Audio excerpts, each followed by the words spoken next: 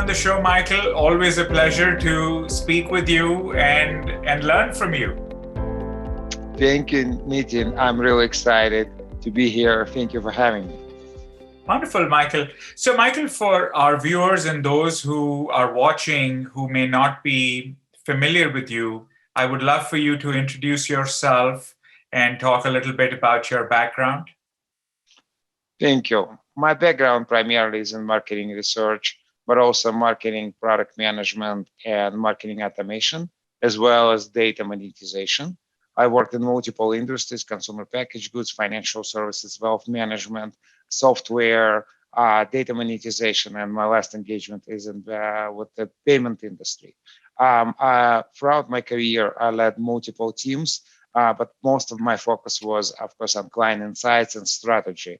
My current role, I lead global consumer insights for economics team within Visa, and I work with my partners across the globe to create actionable consumer insights to support Visa's efforts to understand the trends and bring added value to our business partners and clients. That's great, Michael. Thank you for sharing. And what a rich background you've had. Was this by design, going from CPG and consumer focus to, financial services? Was there a blueprint in your mind when you started out, or how did this happen? Actually, it's a very good question, Nitin. I thought about it sometimes, but I think it's a combination of both. I started a long time ago. I started my career in financial services and brokerage, and eventually I transitioned to other industries. But eventually I realized that I really have a passion for financial services, and I eventually made that move and came back. But to answer your question, it's kind of a thing in my life where you always open to seize the opportunity, but same time see where the biggest impact you can make as a professional, as a human being. Opportunity to learn and grow professional and personal, opportunity to work with people from different walks of life. That's why I wouldn't say it was by design. Definitely in general, it's my desire to learn, to develop, learn about different industries, learn about different companies, and be a well-rounded marketer and marketing researcher. That's what was the underlying reason for me to move between industries, between companies, and continue to learn and grow. Yeah, I completely connect with that, Michael.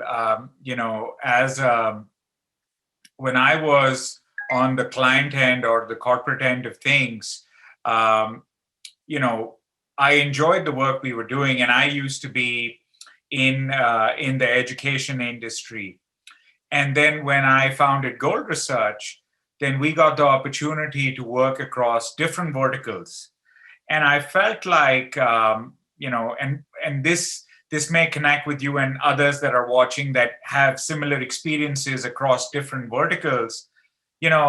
Yes, there is a lot of advantage if somebody has had a career, 20, 30, 40 years in the same industry.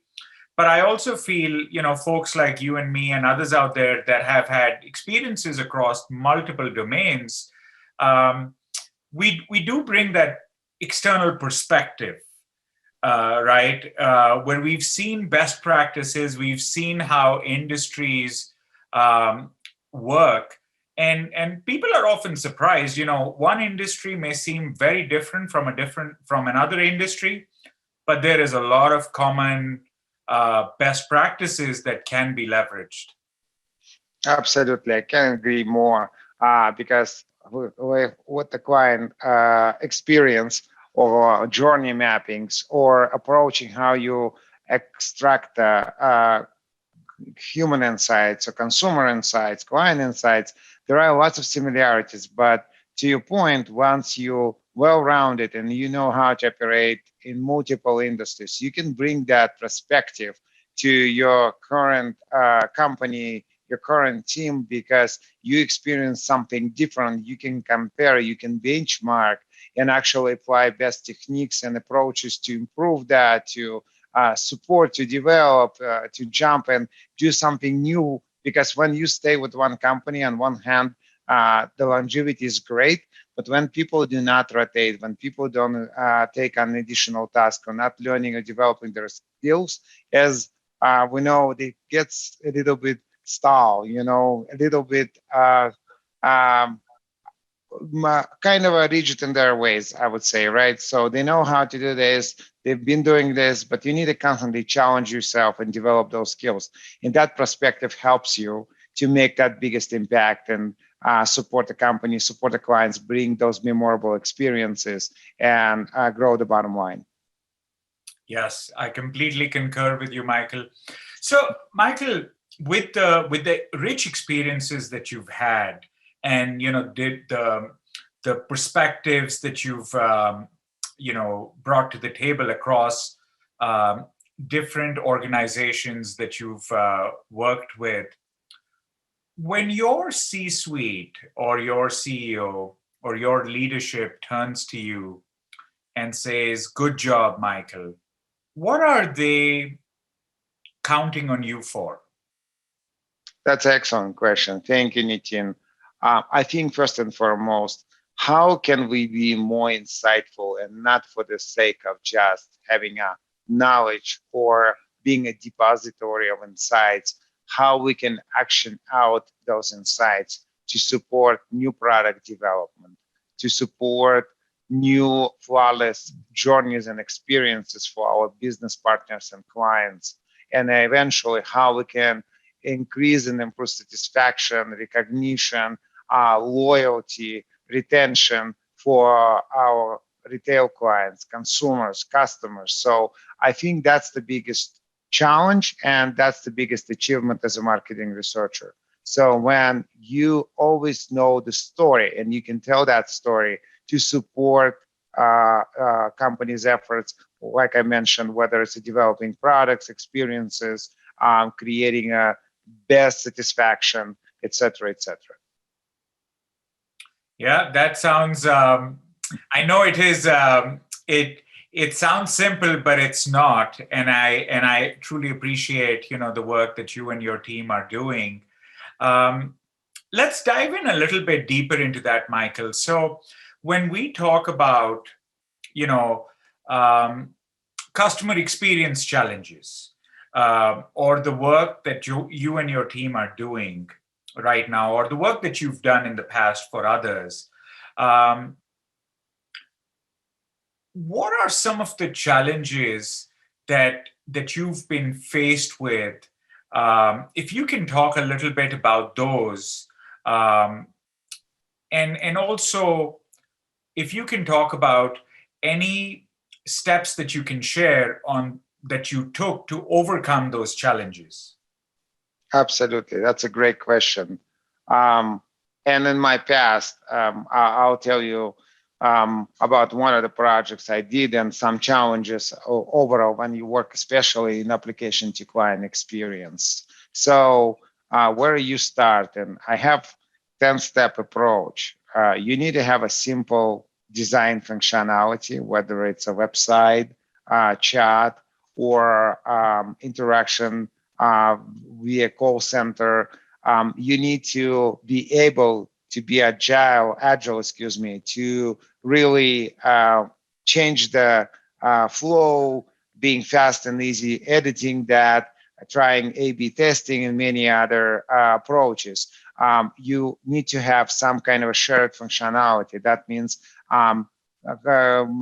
user experience team can share that with other digital or strategy or developers teams if you need to utilize that function. You need to have real-time collaboration. We talk about the journey mappings. That means you need to bring together people from different areas of the company to really create that flawless experience for your customers. Also very important, especially when you track client experience in omni-channel, data integration, because you have so many touch points and you track that data from different touch points. You need to bring that all together. So this way you can create actionable trackers. So what are we measuring? What is our benchmarking? What are we trying to achieve? What success looks like? So, and in order to do that, you need to really understand customer personas. You need to develop those. Who we building a product for, or who we targeting product to. So understanding that, who's using it, how they're using it, what those occasions. So it's very important. And I already mentioned data integration through omni-channel data integration. That's what's important, because you need to know multiple touch points from multiple channels: online, offline, in-app, mobile, etc., phone call. So also, what I've noticed many companies don't do nowadays, they create one or two journey mappings, but they need to really understand that market is constantly evolving. What does it mean? Unlimited journeys and personas, because you might come up with new personas with B2B, especially in B2B and B2C environment. If your business covers both, market might change, generational preferences might change. You need to be able, again, to be agile, to adjust really quickly and create those additional journeys.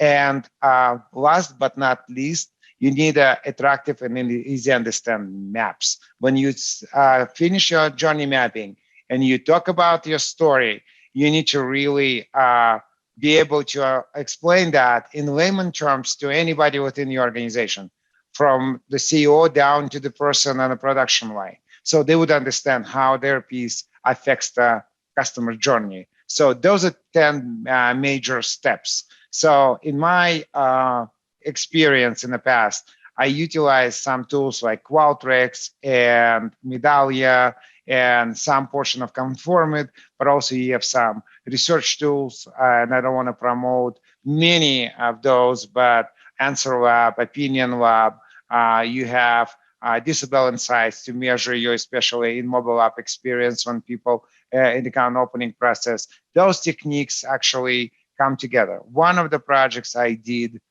where I applied many of those techniques, and pretty much very often, I just jump ahead a little bit, you're still going to end up with a bullet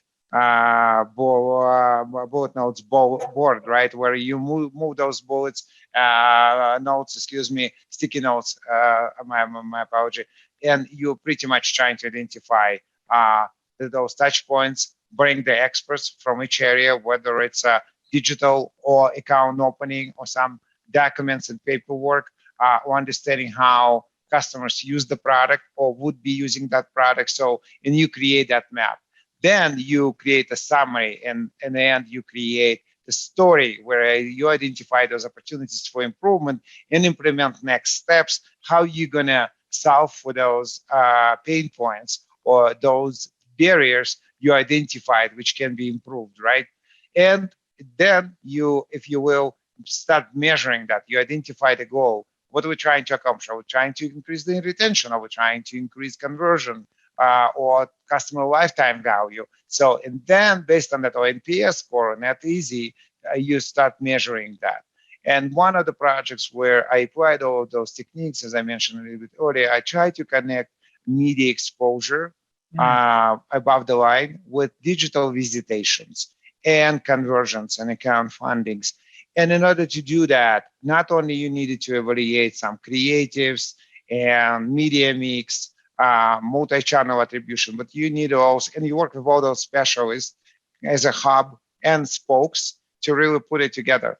But also you need to understand, once you identify, let's say, creative, and you identify messaging, what drives your prospects to your website, how you track their experiences and their behavior and cross-channel behavior interactions via your website, and some other journeys, touch points, let's say news websites, educational websites, product pages, some other informational websites, review like NordValet and many others, right?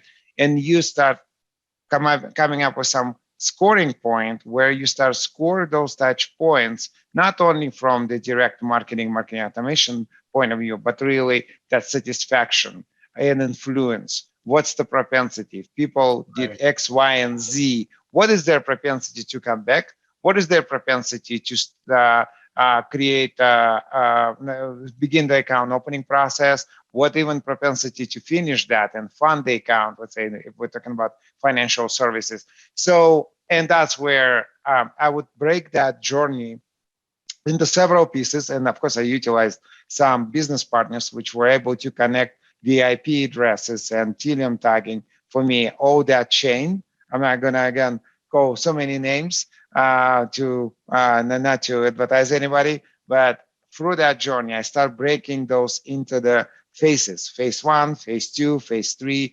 ad run via cable, satellite, linear or non-linear, right? So we track that, how long it takes people to get exposure before they visit, what parts of my website they visit, what else did they visit, if any, on the way to my website, on the way that journey. And that's how I was able to improve and create a tracker for ROS and media tracking or ROI, if you will. So to really provide my company with some kind of a tangible tool where they could easily adjust their media budget, adjust their campaigns, adjust messaging, A/B testing. And it's very exciting and interesting, especially if you're building something which has never been done before.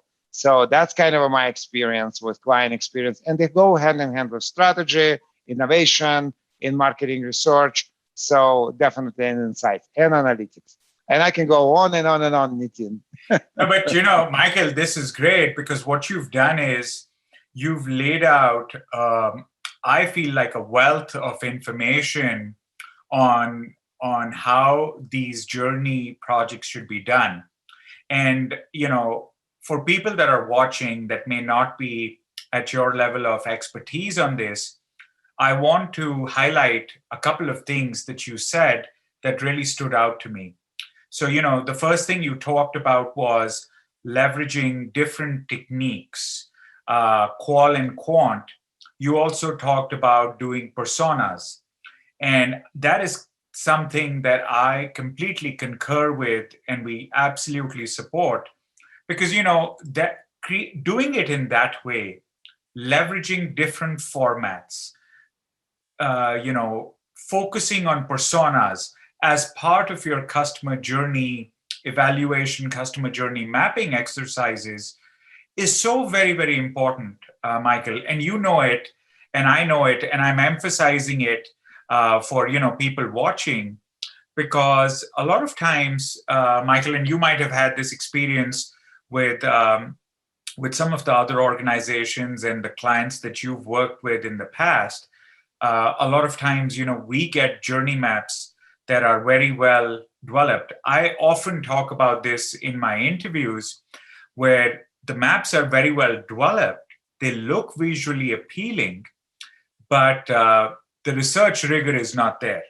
Often they are just developed based on internal know-how, internal intelligence. The voice of the customer is not adequately represented. And it's just internal people talking about what they think or what they feel the customer knows. And that's why I wanted to point out, in your experience, that is not what you did. And I want people to really understand that that is the importance of integrating these different research techniques, looking at personas. That's the benefit of it, because otherwise what you get might look cool and it might look interesting, but it won't be research based and it won't be actionable, right? Right, absolutely. I couldn't agree more, because very often you actually touched on a very important point, what I've seen in organizations.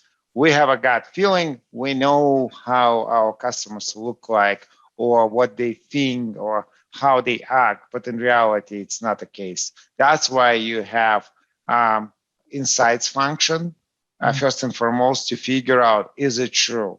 To do that really benchmarking in terms of researching those topics, going into the market, in market feedback, and collecting that feedback, and then starting that laying ground foundation for your client experience project and building that journey, because then you know what is important to your prospects, what is important to your existing clients, because those things could be totally different. So Right. to give an example, for prospects, sometimes it's important to know and get the education about products and services you offer, especially in wealth management industry, versus just saying, okay, let's offer free product to them and they just come and use it, right? Build it and they come. Sometimes it's not the case. Or another area where companies sometimes think that, okay, if I lower my price, people are still going to come. And it's not the case, as you know, with one of the very well-known investment app, because when pandemic started, they could not address all those inquiries from their customers who wanted to get that support. And bigger players in the industry, they really leverage that to really eat that share of wallet from that particular player, because they could not handle volume of calls and inquiries and have that personal touch, even with millennials and Gen Z. Because in a time of big upheaval and market volatile situations, it's important for your customers, for example, to have that connection, real-time connection and real-time feedback. So those actually examples where you need to make sure you budget for it. You predict those that it might come someday. It's not all rosy picture and everything is going great. So to your point, then to your earlier point, once you identify those insights and features and characteristics, you start building that persona based on their needs. And then you start collecting also feedback as your prospect going through that journey and touch points. Let's say you call the customer service or you call the prospective sales rep about the prospect of the product. And as people speak and interact, you try to collect that data by even at the end of the call asking their satisfaction or asking at least one question, right? As we know, how easy was it for you to do business with us and stuff like that, and collect some qualitative data, for example, and analyze that through text analytics. Again, I'm diving into the weeds here, but really understand what's working, what's not working. Then you finally get that initial information and you start building a journey mapping in terms of identifying those touch points.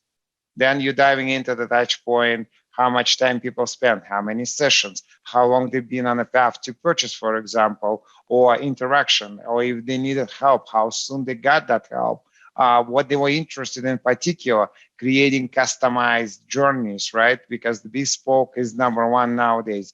In many industries, and especially in financial services, you compete very often on experience, not on price, not on actual product, because everybody Right. provides very similar products. So, and sorry if I'm going too much into the length of that, but that differentiation, Right. client experience is number one, is a Right. must if you want to stay relevant, if you want to stay in business.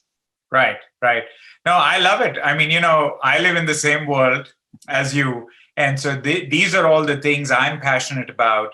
And, the reason why our interviews get so many views and why I have guests like you coming on is because there is also an appetite for, people really wanting to listen in and talk and hear about these issues.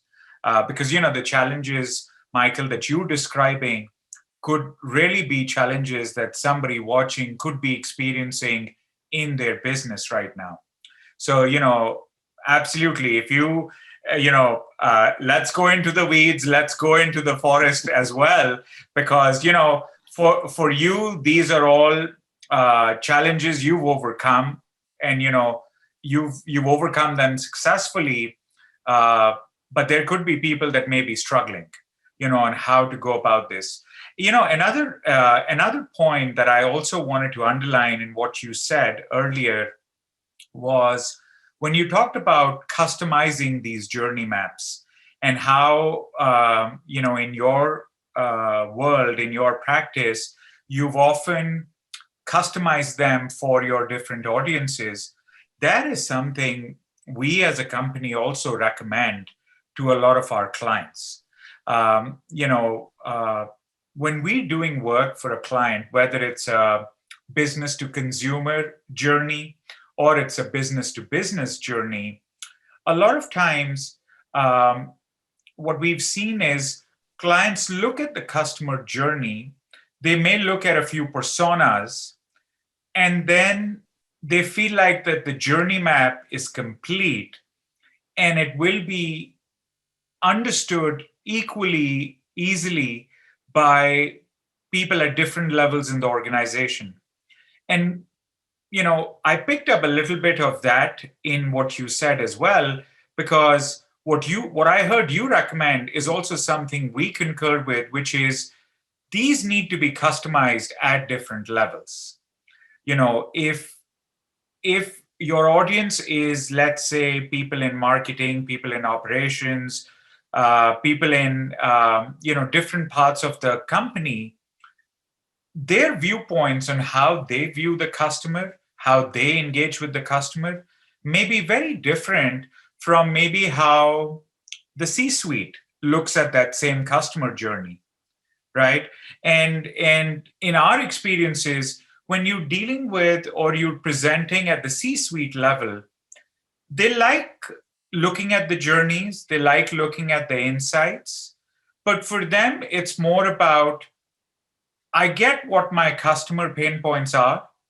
Tell me what improvements we need to make and how those improvements are going to move the needle, right? Right. Whereas when you're talking to somebody in a more tactical role, then for them it's more like, well, tell me the action steps I need to take. I get it that my NPS is low or my NPS is high, but just tell me what I need to do. Help me, prioritize my actions. So I wanted to just sort of double click on that for, our viewers watching, that when you say customize your journey maps, there is a lot of gold in that one statement, right? because so many times, Michael, and I'm sure you must have seen this in your career, there is good work that gets done and then nothing gets done about it internally, because I think because of that very reason, it wasn't customized for that audience. Absolutely. That's a very good point. And one of the key elements in this journey, I would say, in order to make it happen, you always need to have a follow-up actionable steps. Let's say we agree on certain elements or steps which needs to be changed or improved. So create an action plan, interdepartmental, for example, action plan, where you know what's the time frame and what's the lowest hanging fruit to implement those immediate changes to hit the bottom line, and have that time frame, have all the key stakeholders engaged and involved, and keep them updated. Create a implementation team in a sense, who define those roles, who's responsible for what. If it needs some kind of a budgetary support, then how you obtain that budget or have it in advance to agree on. So, and create that kind of implementation. And then once it's implemented, measure, and continue iterate to improve that. And I give you an example in terms of the custom. Again, for example, retirement. Big guys compete on certain retirement products for baby boomers. And everybody knows that everybody wants to retire, certain age, certain tolerance level, etc., etc. But very often we don't really look at what we know. To your point, we know it's like a body temperature. When we're sick, we have a temperature, we know we're sick, but we don't know what's causing the temperature. And right. That's how companies very often react. They react to the temperature. Tell me how I can lower it back to normal. So you need to really understand your customers. And then one of my projects, I realized that people who come to, let's say, retirement calculators, right? And one of my major competitors were converting them like crazy because they were sending them right away into the account opening process once they come to retirement calculator. To me, it was curious, what's causing that?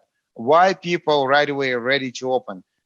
After conducting that journey and conducting additional research and diving much deeper into the weeds, I realized that people not only want to know how much money in retirement they need, but they really had some number in mind. Let's say I want to have $3,000 in retirement, starting from age of this for next 20 years, and that's what triggered their interest. And when you talk to them their language, when you address their biggest concern, they will listen and they will work with you and buy from you. So, and that's one of the examples. Understand really what's causing their interest, not just because like everybody else pre-retirement age, baby boomers come to your website. They're looking for certain information. If they don't find it, they go somewhere else. Stuff like that. So absolutely, I totally agree with you.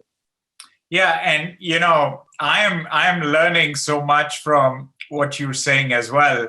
And I shared this with you at the beginning when we first met, that these interviews are almost becoming my preferred way of professional development, because I get to learn from experts like you. Another point that you just said that I want to highlight for everybody watching is, you talked about engagement. And you talked about how you involve different stakeholders. That is something that is so critically important. And that is something we recommend also, Michael, to all our clients. When we do our journey workshops or our journey projects, we often precede them with these workshops where we'll invite different stakeholders. And we'll have them talk about what they see are the customer journeys that they are engaged with. We have them talk about, sort of the challenges they may be facing with, certain stages of the customer's journey. What gaps do they have in those, in their current understanding of the customers? And the reason we do that is, exactly because of the point you raised about that engagement. Because, once you do the work and you go in and you present the results or the analysis of the journey maps, if they don't connect with the audience, then what you get is people saying things like, looks great, I already knew this. Or, looks great, but how do I use this? Right?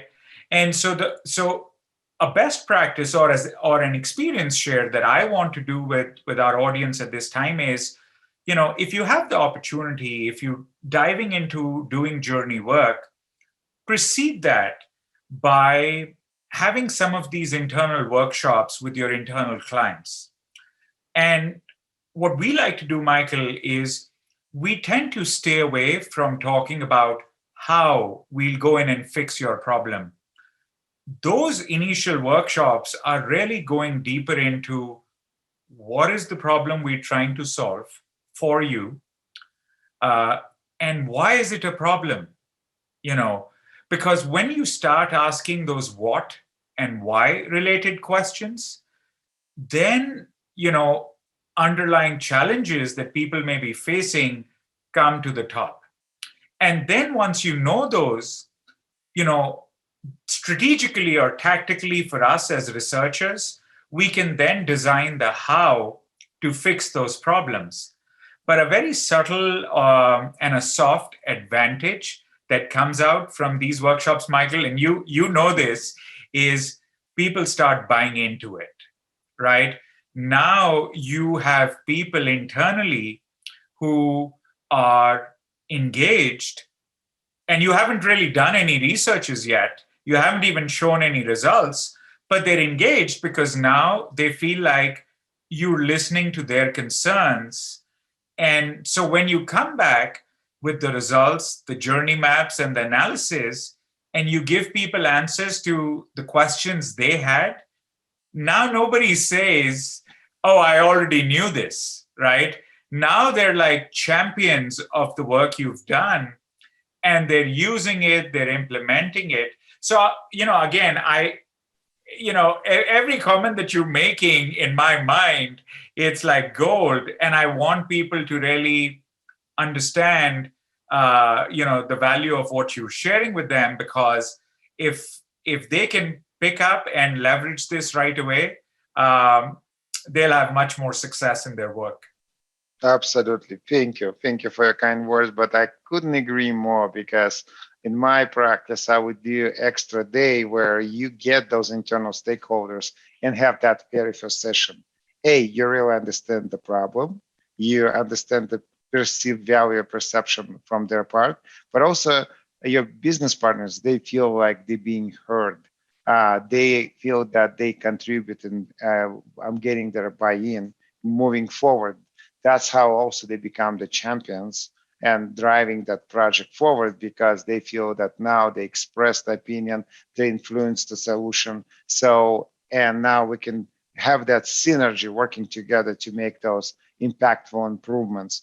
And also, one of the things to your very point, early point, as you just said, that you can create a solution even if you don't focus on that one on day one.